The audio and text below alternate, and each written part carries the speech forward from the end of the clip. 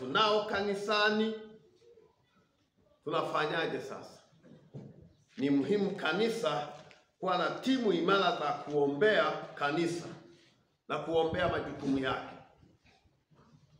Mungu atusaidie sana. Wakati tunaendelea na maombi hapo kanisani mwaka jana juzi, tulikuwa na mtu mmoja. Nisikilizeni kwa makini. Tulikuwa na mtu mmoja msichana hivi. Alihamia hapo kwetu akiwa anatokea Mwigumbi pale. Akasema amekuja kuishi kwa mama mdogo wake. Kumbe hata hakuwa amekuja kwa lengo la kuhamia kwa mama mdogo. Alikuwa na jukumu na kanisa. Unaona Sasa ikawa kila mara tukiwa kwenye ibada, kale kasichana kanaangushwa na mapepo. Kila ibada kanaangushwa na mapepo. Unaona, sasa ikafika wakati mzee wetu wa kanisa akasema akachukue akaishi nako nyumbani kwake, kwa sababu mara nyingi tulikuwa tunaitwa labda usiku na wazazi wa hao kasichana kwamba nendeni mkamwombee. Sasa akaona ili huduma ifanyike muda wowote, akachukua nyumbani kwake. Kwa ameishi nako hapo. Unaona naishi nako hapo. Sasa siku moja kalikuwa kanafanya kila Jumamosi. Ikifika Jumamosi usiku labda saa 9 au saa 8 kanaanza ibada humo kwenye chumba. Kanaanza kuendesha, yani kanafanya igizo kama kako kanisani. Kanafanya ibada kabisa, kwamba Bwana asifiwe, tumpigie Bwana makofi na nini.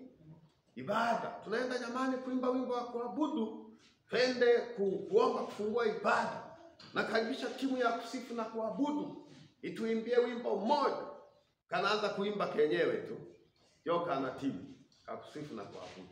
Toka karibisha mtu kufungua ibada, kanataja mtu kufungua ibada, labda mzee wa kanisa au mchungaji nani.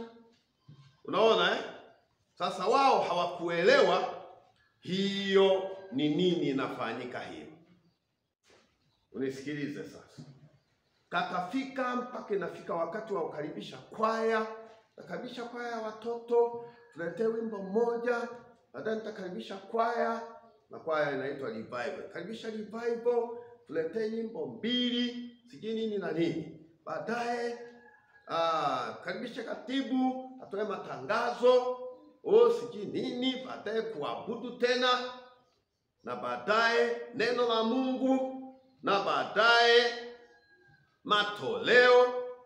Kanaelewa ibada zetu huwa tunatoa matoleo baada ya neno. Kanaenda hivyo mpaka kufunga nini? Funga ibada. Sasa siku moja iko Jumapili, kakaangushwa na hayo mapepo tena.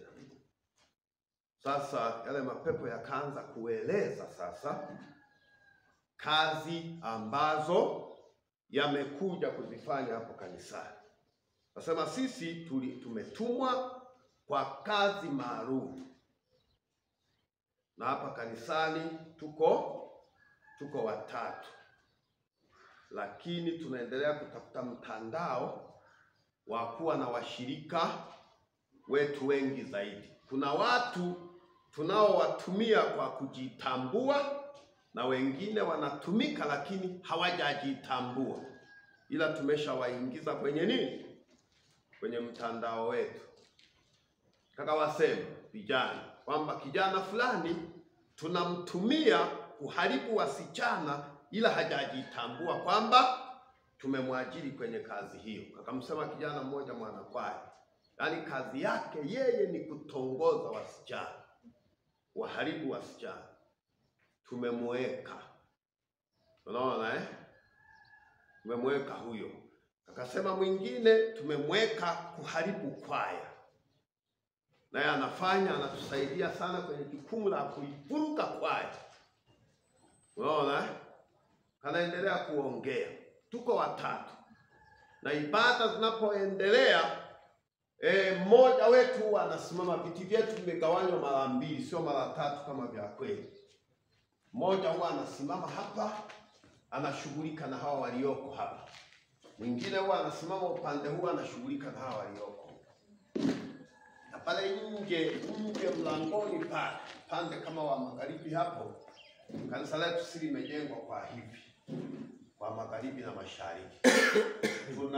Tuna kitu chetu tumekiweka pale. Kasema kuna kinyago. Kile kinyago kuwa kinalimwa. Kwa hiyo ibada ikiwa inaendelea, na hasa ukifika muda wa neno, tunaendelea tunabonyeza mahala fulani pale. Halafu akili za watu kanisani zinanyonywa zote. Unaweza ukawa mna watu kanisani, kumbe tumewachukua. Ibada ikikaribia kuisha, tunarudisha ufahamu wao. Utaona ni watu wanakusikiliza, hakuna watu hawapo. Unaona? Tunabonyeza mahali pale. Kwa ibada kama naongelea kwamba ibada ni lazima tufanye nini? Siombewe. Hatuombei ibada, tutakuwa na shida. Lakini kanasema jukumu letu la kwanza tulilokuja kulifanya hapa kanisani ni kumuua mchungaji. Tuliposhindwa kumuua mchungaji, tukarudi jukumu la kwanza kuua mchungaji. Jukumu la pili ni kushughulika na kamati yake ya kanisa. Wasielewane na mchungaji. Kila mpango anaouleta kanisani wawe ndio wapinzani wake. Kwa hakuna kuelewana. Unaona, jukumu la pili ndio hilo la kuvuruga ibada kanisani. Ndio hivyo tunasema kuna mahala kwenye mlango mwingine wa pili kama huu. Nasema penyewe kumewekwa kikombe. Kumewekwa nini? Kikombe. Unaweza ukakuta kalitaja tu vifaa vingi ambavyo wanatumia. Kanisani humu unaweza ukakuta siku nyingine tu kuna leso imetelekezwa. Leso tu mtatangaza, jamani, nani mwenye leso hii? Hakuna mtu atakayeonekana. Ni leso yetu ya kazi. Unaiacha humu. Unaweza ukakuta tu kuna yebo kama imesahauliwa na mtu, mtatangaza, nani yani mwenye mtoto mwenye yebo hii? Yebo ile hataonekana, ni yebo ya wenzenu ya kazi. Sasa nasema siku moja DJ anakaa kama hapo mlangoni hapo, mlango wa watumishi. Akaona kuna maua yamepandwa pale, alafu akaona kuna kikombe kimewekwa hapo. Kumbe siku zingine kinakuaga kile kikombe kiko kwenye maua huko. Siku nyingi tu kiko kwenye maua. Sasa siku ile kiko peupe pale. Akasema hapa hii nataka labda wafanya usafi hawakuiona. Akatupa kile kikombe mbali kule. Amekaa wakati anatoka, ibada haijaanza, akakuta kile kikombe kimerudishwa tena. Kilipokuwa nani karudisha? Anaona tu ni kama akili haijazingatia sana, akachukua akatupa tena. Unaona, amekaa akakuta kile kikombe kiko pale pale tena. Akasema kumbe hii ni agenda sasa. Akaanza kuomba. Kile kikombe kikawa kimepasuka. Yaani kikombe cha plastiki lakini kinapasuka katikati kama ni kikombe cha udongo. Anasema kile kikombe nacho kina kazi mahali pale, kina kazi kufanya washirika wasipende ibada na kufanya washirika wachelewe kwenye ibada. Unaona? Usije ukafikiri unachelewa kwenye ibada tu kwa kufikiri ulikuwa busy. Ulishashughulikiwa kimtandao. Ndio nadhani tu niko tu sawa. Nimepitiwa tu. Wenzako wako wapi? Wako kazini. Unaona? Kanaendelea kuelezea. Akasema wenzetu watatu huwa anashughulika na madhabahu. Huku madhabahu. Ashughulika na madhabahu. kanasema hamuonaki wakati mchungaji anahubiri wazee wa kanisa huko wanasinzia tu. Unaona? Na kweli unaweza kukuta wako tu hivi huko madhabahu. Unaona? Unadhani tu ni vitu vya kawaida.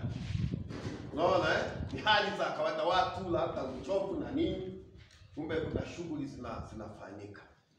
Unasema huyo anasema kwenye chombo chenu cha kutolea ni cha sadaka hiki. Sasa anasema kwenye chombo cha sadaka tumeweka pini. Sasa sisi tunaangalia pini, kama kwa kawaida hakuna pini, ila wameweka nini?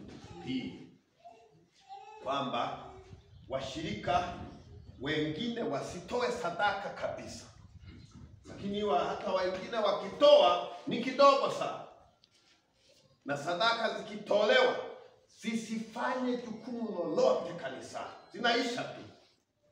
Unaona? Wewe ukauliza wahasibu wenu wa makanisani, kila kanisa tuna akiba gani mwaka unaisha? Yaani kila mwezi ukiisha, mkifanya migawanyo ile hela yote na hamwezi kujua hata imefanya. Haiwezi kasaidia kununua hata mfuko wa simenti hata mmoja. Imepukutika, imeisha tu. Imetumikaje? Unaweza mkamsimamisha mhasibu hata kumweka chini ya marudio, mnamlaumu anakula hela, wala hata hahusiki. Ni mtandao. Unaona Na anasema tukibonyeza kwenye remote pale, watoto wanaanza kufinywa mle kanisani. Mhubiri akisimama tu watoto wanaanza kulia. Nywe. Amefinywa. Na tuna kamba. Wakishaanza kulia hivyo, yule kuna mwenye kamba anaanza kuwavuta wa mama kwenda nje. Toka tu. Akishatoka yule hata asiyekuwa na mtoto naye anafuata. Utamkuta naye mama yuko tu nje pala anaangalia. Hakuna hata alichoendea nje. Hata akienda chooni hakuna hata haja. Anarudi tu tena. Ili tu kwamba anasema sisi tukishamchukua mshirika dakika 5 hayumo kanisani, amepata hasara kubwa sana. Dakika ngapi? Amepata hasara kubwa sana. Hivyo wacha na mhubiri. Dakika 5 tunatutosha kuharibia system yote ya ibada. Unaona sasa ile ibada ya usiku, kwamba siku ile hamkumbuki. Ile siku kwa tunakumbuka kweli. Tunaendelea na ibada hivyo. Kwanza kiongozi wa ibada hakuja. Yule aliyekuwa, wakati tunasema tunamkaribisha kiongozi wa ibada, ana shughuli. Yaani kila kitengo kakisema tunafanya hivi sasa, kanaanza kushughulika na wahusika. Katika ulimwengu wa kiroho, kiongozi wa ibada ameshughulikiwa. Kanaposema timu ya kusifu na kuabudu tunaikaribisha, katika ulimwengu wa kiroho inashughulikiwa ili iimbe kwenye kiwango tu ambacho hata hakitalibariki kanisa. Wanashughulikiwa na wao. Wakishasema ni wakati wa matangazo, yanashughulikiwa matangazo yale kwenye ulimwengu wa nini, ili watu wasielewe nini. Hamweza mtu umetangazwa ni si hata sikumbuki. Hakuna alichopata chochote, na kweli hakumbuki. Yameyeyuka tu, yameenda. Kuna kilicho alichokipata pale. Wanakwaya wamekaribishwa kuimba hapa. Wakasimama, wamejipanga. DJ anashughulika hapo. DJ anashughulika. Alafu umefanyaje? Afurashi zote hazisomi.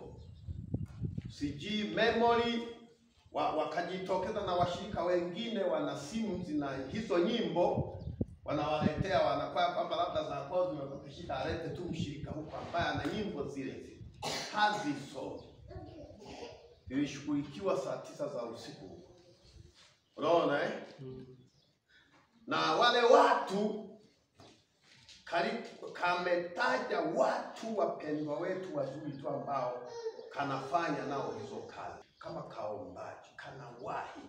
Kakisha akuta wale wapambaji wamemaliza kupamba, kenyewe kanahakikisha kila kiti lazima kakiguse. Kanagusa vile viti, kanagusa viti.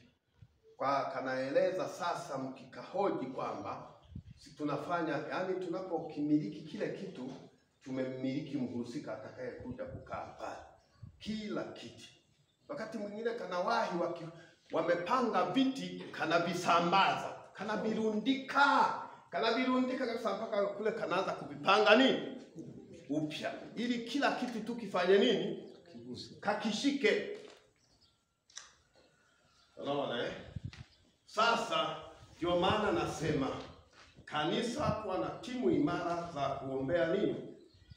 Kanisa na kuombea ibada zake. Kanisa. Kila kanisa la kiroho. Tuko wangapi? Tuko watatu.